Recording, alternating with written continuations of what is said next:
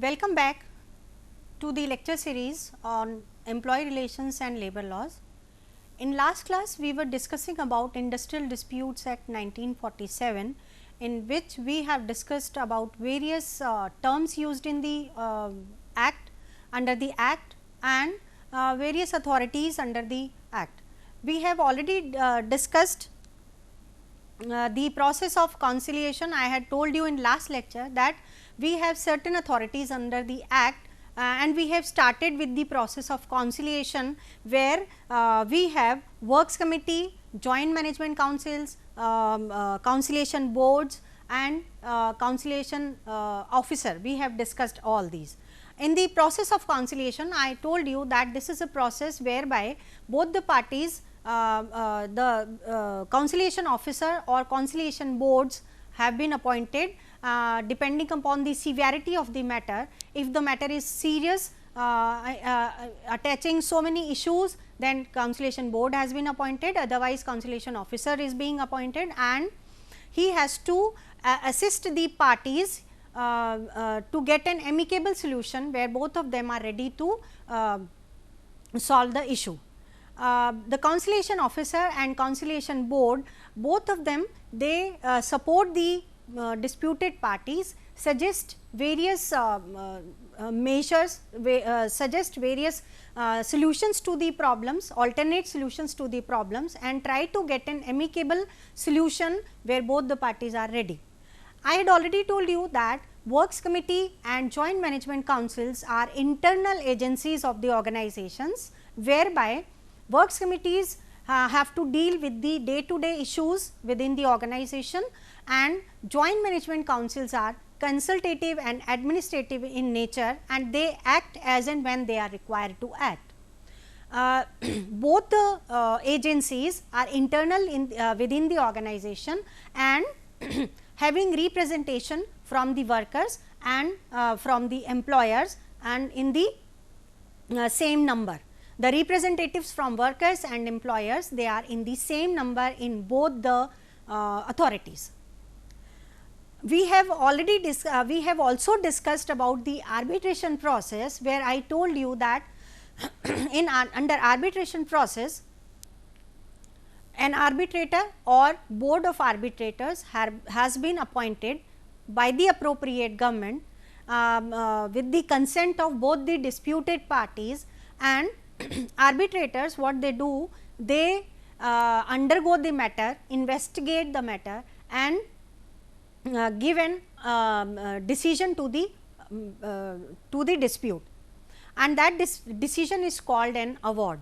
We have already also discussed that court of inquiry is the authority under arbitration process. Now, award given by an arbitrator is binding on both the parties. That does mean both the disputed parties have to follow the decision given in award by an arbitrator. So, today we will discuss about court of inquiry, what are the powers of court of inquiry and how they work. This is given under section 6 of Industrial Disputes Act. The appropriate government, by notification in the official gazette, constitutes a court of inquiry into any matter relevant to an industrial dispute. A court of inquiry consists of one independent person or of number of independent persons as the appropriate government may think fit. I told you that in the arbitration board, they work same as the conciliation process. If the matter is not so serious, they appoint an arbitrator with the consent of both the disputed parties, and if the matter is so serious and constituting so many issues, then board of arbitration has been appointed by the appropriate government, and this arbitration board is same as we have studied in conciliation board. This consists of members in odd numbers. One of them will be the chairperson of the board, and others all will be the members of the board.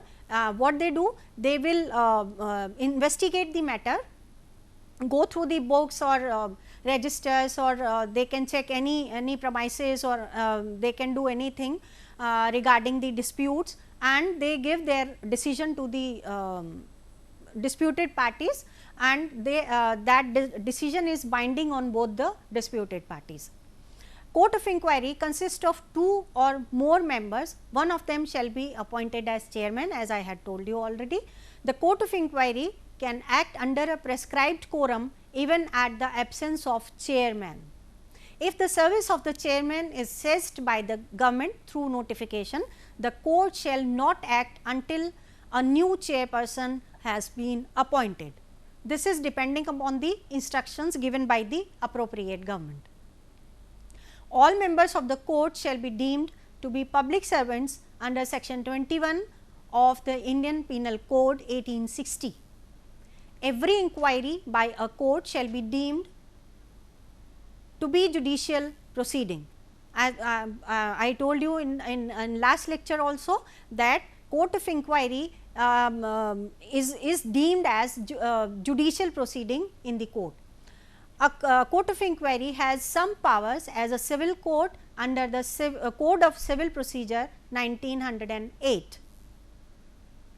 That does mean that court of inquiry has powers under CPC 1908. The court has the right to appoint one or more persons having special knowledge of the matter of the dispute as an advisor. Now comes the duties of the board.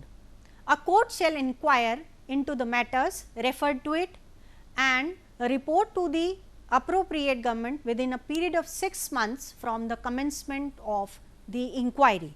Means here the court will inquire into the matter and he will submit that court will submit the report to the government within a period of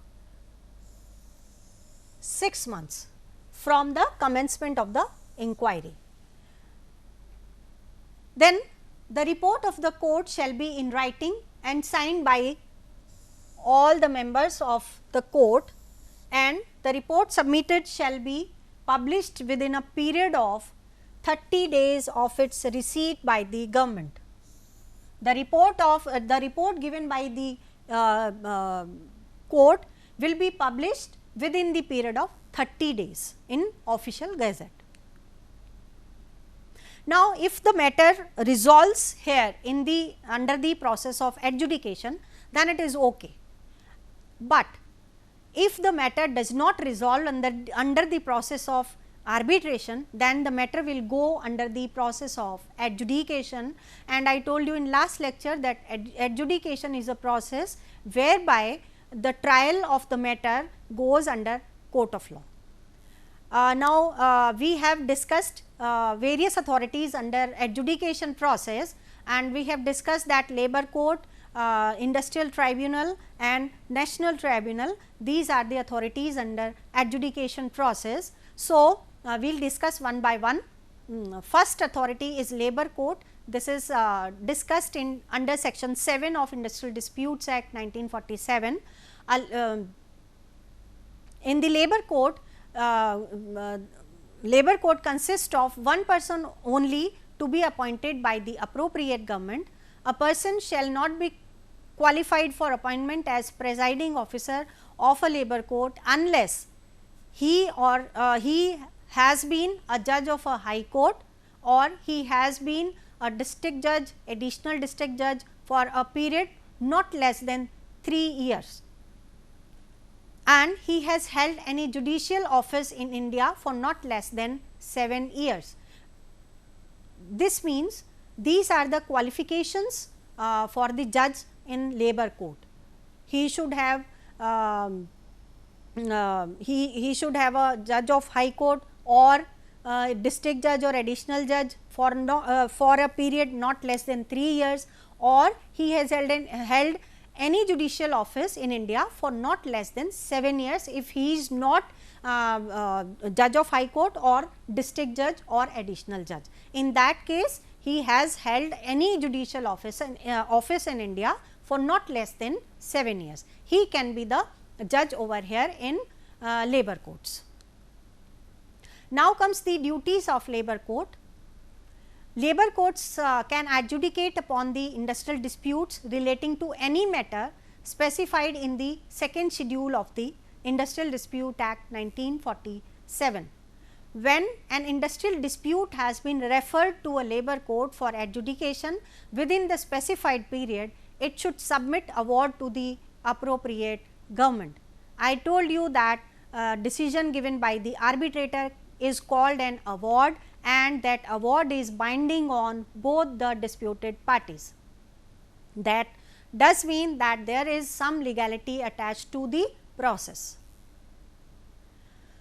Then it shall be published in such manner as the appropriate government thinks fit within a period of 30 days from the date of its receipt by the appropriate government. See, in the process of adjudication also, whatever is the decision given by the adjudicator, the report submitted by the adjudicator to the appropriate government, and that report will be published in the official gazette within the period of 30 days, within the period of 1 month from the date of its receipt in the official gazette. Now, next is industrial tribunal. This is next authority under adjudication process, and this authority is defined in section 7A of the Industrial Disputes Act 1947. The appropriate government by notification in the official gazette constitute one or more industrial tribunals for the adjudication of industrial disputes relating to any matter specified in second or third schedule. The tribunal consists of one person to be appointed by the appropriate government. A person shall not be qualified for appointment as the presiding officer of an industrial tribunal unless he has been a judge of high court, he has been a district judge or additional district judge for a period of 3 years, or no person shall be appointed to or continue in office of the presiding officer if he is not an independent person, he has attained the age of 65 years. These are the specifications for the judges to be appointed under various authorities. In industrial tribunal, as we already studied in labor courts, that any person who is a judge of high court or district judge or additional judge for more than 3 years in or he has held any judicial office for 7 years in India can be the judge in labor court. In the similar fashion, here in industrial tribunal, the specifications are same. Here we can see that nobody can be appointed in the office of a presiding officer if he is not an independent person. So, that does mean that only any independent person can be the judge under industrial tribunal, and he should be of less than 65 years of age. Now comes the duties of industrial tribunal. Now, industrial tribunal shall submit its award to the appropriate government. See, we are using word award here because as I had already told you, I am reminding you again and again that any decision given under the process of arbitration, that decision is called as an award.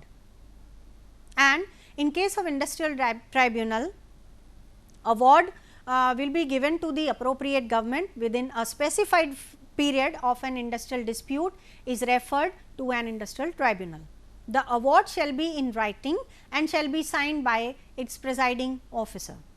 The award shall be published by the appropriate government within a period of 30 days in a manner as the appropriate government thinks fit. The manner in which it will be that report will be published will be decided by the appropriate government, and that appropriate government we have discussed may be central government or state government as the case may be. This depends upon the jurisdiction of the appropriate government. whose jurisdiction is there in the specified establishments or industries, that government only issue the notice. As it is a quasi judicial body, it must serve notice upon the parties to the reference by name before making any award. See, we already studied that in arbitration process, arbitrators, what they do, they go through the process, inquire into the matter, and then they give their decision, and that decision is called an award. But again, we have to remind it that it is a quasi judicial body, it is not proper judicial body. We have to remind it always. Next comes National Tribunal. So, National Tribunal, when we go through Industrial Tribunal, Industrial Tribunals are appointed on the basis of different industries. That means, every industry has one industrial tribunal, where matters of disputes can be taken care of or they can be resolved. But National Tribunal, this is on national basis, this is one for whole the country, and any matters which are affecting more than one industries and creating industrial disputes within the within various organizations, then the matter will be entertained by the National Tribunal. Now, National Tribunal is provided in section 7B of the Act, which says that the central government, by notification in the official gazette, constitute one or more national industrial tribunals for the adjudication of industrial disputes. National tribunals can entertain questions involving national importance, which are of such a nature that industries are more than one state are likely to be interested in or affected by such dispute. As I had told you that if more than one industry is affected by same dispute, then National Tribunal is there to entertain the matter and decide the matter. All the matters appearing in second and third schedules of the Industrial Disputes Act will be entertained by the National Tribunal. A National Tribunal consists of one person to be appointed by central government, and person shall not be qualified for appointment as a presiding officer of a National Tribunal unless he has been a judge of High Court. Means, any person who was the judge of High Court previously can be appointed judge here in National Tribunal to entertain the matters and resolve the matters relating to industrial disputes and matters which are affecting more than one industry. Then comes the duties of national tribunals. When an industrial dispute is referred to the National Tribunal for adjudication, it shall submit its award to the appropriate government. Again, as and when the National Tribunal come to the solution to the problem, they will submit the decision given by the National Tribunal to the appropriate government. The award shall be in writing and shall be signed by the presiding officer of the National Tribunal. It shall publish the award within a period of 30 days from the date of its receipt by the central government. See, again here this authority, whatsoever award they will, whatsoever decision they will give to the dispute, it will be submitted to the central government or appropriate government, and that award or decision will be published in the official gazette within the period of 30 days from the date of its receipt. Then we will talk about strikes and lockouts. Now, basically when we talk about industrial disputes, strikes and lockouts are one of the major causes of industrial disputes. Now, strike is what? Strike is cessation of work at the workplace by workmen, and lockouts, now basically strikes are available to weapons available to the workers as and when they want to get their work done or get their demanded fulfilled, they go on strike, and lockouts are the weapons available to the management as and when management wants to get their proposals or their issues accepted by the workers, they go for lockouts. Now, strike is cessation by the cessation of work by the workmen, and lockouts are the cessation of the work from the side of employer. Now, strikes are of various kinds, as we all know: hunger strike, pen down, tool down strike, economic strike, general strike, sympathetic strike. We have so many types of strikes, and lockouts. We basically what employer do when they want to get their issues मतलब उनके issues जो हैं वो मान लिए जाएं, workers के लिए वर्कर्स उनको इश्यूज़ को मान लें, then what they do, they go on, they start the lockouts. So, in lockouts what they do, they seize the organization and no work is going on, and workers have to go back to their spaces or to their homes. And in second level of lockout, what they do, they arrange for alternate workers. So, in that way workers, their permanent workers, they are in loss, but employer is not in loss, and so that way they create pressure on the workers. Now, there are certain prohibition of strikes and lockouts. There are certain rules and regulations which are given under section 22 and 23 of the Act, which says about prohibition of strikes and lockouts. Now, section 22(1) of the Act puts strict restrictions on strike and lockouts in public utility service. Unless mandatory provisions of law were observed, strike and lockouts are prohibited without fulfilling following conditions. That means, if workers they want to go on strike, they have to follow certain, they have to fulfill certain conditions under the law. Similarly, if employer they want to go for lockouts, they have to follow certain rules and regulations given in the Act. Now, what are those rules are? Without giving to the employer notice of strike as herein after provided within 6 weeks before striking, or within 14 days of giving such notice, or before the expiry of the date of strike specified in any such notice as aforesaid. Means, as and when workers want to go on strike, they have to give a notice to the employer regarding specifying the reasons, specifying the provision of strike which they are following, they are going to follow in next 14 days. As and when they have given the notice of strike to the employer, within 14 days of the giving such notice, they cannot go on to the strike. After the expiry of that 14 days, they can only go on strike.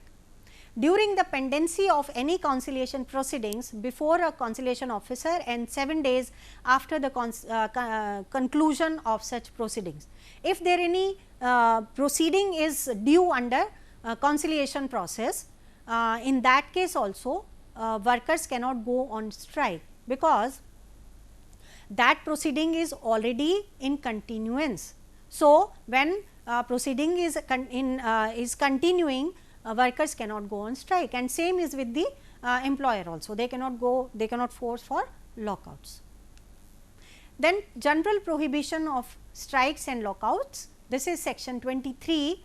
According to section 23, no workman who is employed in any industrial establishment shall go on strike in breach of contract, and no employer of any such workman shall declare a lockout. Number 1 is during the pendency of conciliation proceedings before a board and 7 days after the conciliation of such proceedings. During the pendency of proceedings before a labor court, tribunal or national tribunal, and 2 months after the conclusion of such proceedings. Next, during the pendency of arbitration proceedings before an arbitrator and 2 months after the conclusion of such proceedings, where a notification has been made or issued under subsection 3A of section 10A, or during any period in which a settlement or award is in operation in respect of any of the matters covered by the settlement or award. During all these pendencies, strikes and lockouts are prohibited under the law, under the Industrial Disputes Act 1947.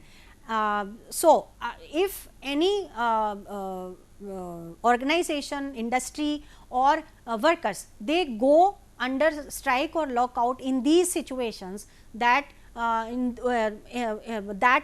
strike or lockout will be deemed as illegal strike and lockout. Now, we will discuss about illegal strike and lockouts. Now, section 24 of the Industrial Disputes Act 1947 clarifies when a strike or a lockout has been shall be illegal. It provides as follows, that that does mean that if these situations are there, the strike or the lockout will be deemed as illegal strike or lockout. What are those situations? First, it is continued in contravention of an order made under section 10 subsection 3, or it is commented or declared in contravention of section 22 or section 23. That does mean that if they are going on strike or lockout in the contravention of the section 10(3) or section 22 or section 23, then the strike and the lockout, they will be deemed as illegal strike and lockout. One more, it is continued in contravention of an order made under section 10A, which is 4A. According to section 24, under clauses 2 and 3, the strike or lockout shall not be illegal if it is in pursuance of an industrial dispute that has already commenced and it is in existence at the time of the reference of the dispute to a board, an arbitrator, labor court, tribunal or national tribunal. The continuance of such strike or lockout shall not be considered illegal, provided such strike or lockout was not as its commencement in contravention of the provisions of this act. Now, provisions for penalty for illegal strike and lockouts. As and when we have studied illegal strike and lockouts, if in any organization any illegal strike or lockout situation is there, then what are the penalties? Penalties provided under section 26 of Industrial Disputes Act for illegal strike and lockouts also act as an deterrent against strikes and lockouts. There is a provision for punishment of imprisonment for a term which may extend to 1 month, or with fine which may extend to 50 rupees, or with both for an illegal strike. This is about strike. Similarly, there is a provision for punishment for imprisonment for a term which may extend to 1 month, or with fine which may extend to 1000 rupees, or with both for illegal lockout. See, I am reminding you, strike is the weapon available to workmen and lockout is the weapon available to management. So, depending upon the difference between workmen and the organization, the employer, this has been fixed, the penalties were fixed. We have discussed various authorities under the Act. Thank you so much. That is all about Industrial Disputes Act. Thank you.